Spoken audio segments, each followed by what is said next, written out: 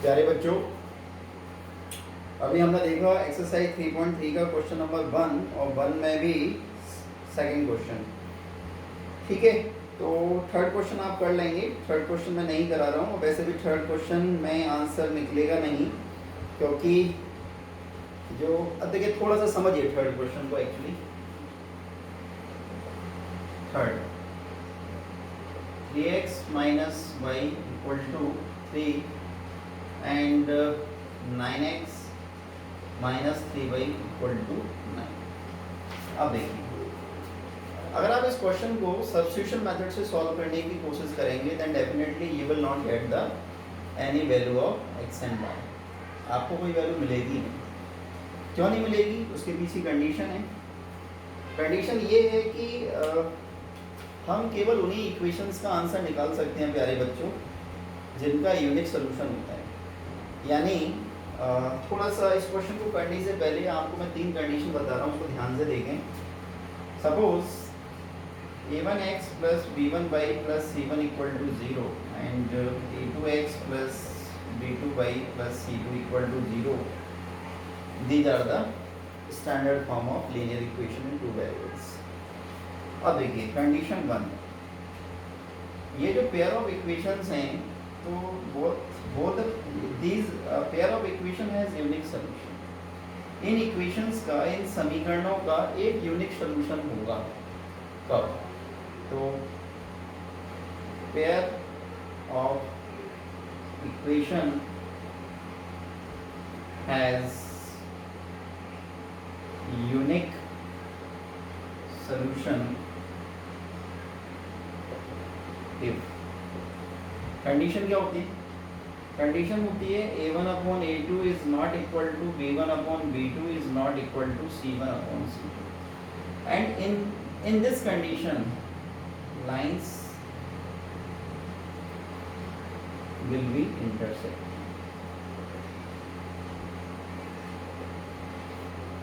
अगर ये condition satisfy होती है, a1 upon a2 is not equal to b1 upon b2 is not equal to c1 upon c2, so both the equations having unique solution, and if they have unique solution then lines will be intersecting, means they will definitely intersect to each other at only one point.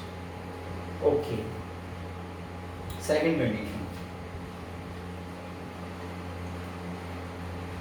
no solution, no solution। if no solution if, कोई भी हल नहीं होगा यदि a1 upon a2 equal to b1 upon b2 is not equal to c1 upon c2। अगर ये condition satisfy होती है तो पेयर ऑफ लीनियर इक्वेशन का कोई भी सोल्यूशन नहीं होगा and in this condition lines will be parallel. Lines will be parallel।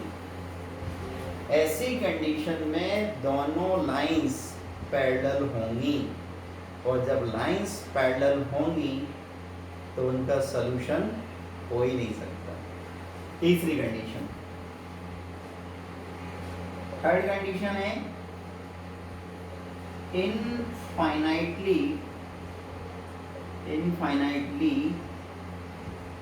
many solution if। क्या मीनिंग हुआ? इनफाइनाइटली मैनी सोल्यूशन मतलब अनंत हल होंगे, इनफाइनाइट सोल्यूशन होंगे। कब? जब a1 upon a2 equal to b1 upon b2 equal to c1 upon c2। जब ये कंडीशन होगी a1 upon a2 equal to b1 upon b2 equal to c1 upon c2, तो पेयर ऑफ इक्वेशंस के infinite solution होंगे और infinite solutions होंगे तो lines कैसी होंगी? कोइंसिडेंट।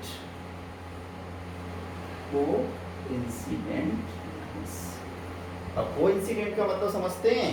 कोइंसिडेंट का मतलब होता है कि संपाती रेखाएं एक के ऊपर एक इंटरसेक्टिंग का मतलब होता है both lines will intersect to each other at single point. Parallel lines का मीनिंग होता है lines will be parallel like that, they will not intersect. और कोइंसिडेंट लाइंस का मतलब होता है एक लाइन और उसके ऊपर दूसरी लाइन। तो इन this condition unique solution, in this condition no solution, in this condition infinitely many solution। अब आप कहेंगे, आप सोच रहे होंगे प्यारे बच्चों कि सर ने ये तीन कंडीशन क्यों बताई, डायरेक्ट इस क्वेश्चन को सब्स्टिट्यूशन मेथड से सॉल्व क्यों नहीं किया। तो प्यारे बच्चों आप जरा गौर से देखो इस क्वेश्चन को।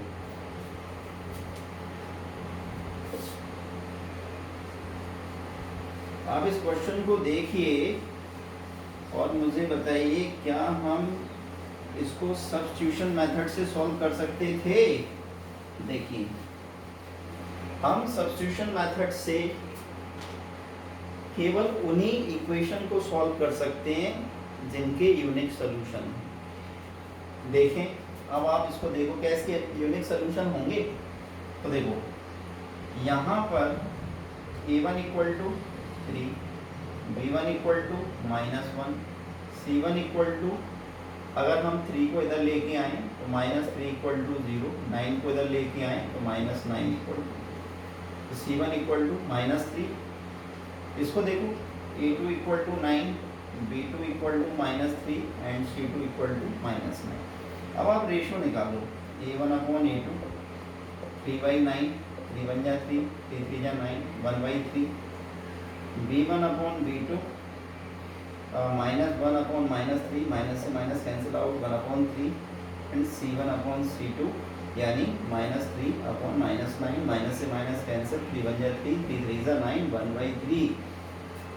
देखो बच्चों a1 upon a2 1/3, b1 upon b2 1/3, c1 upon c2 1/3।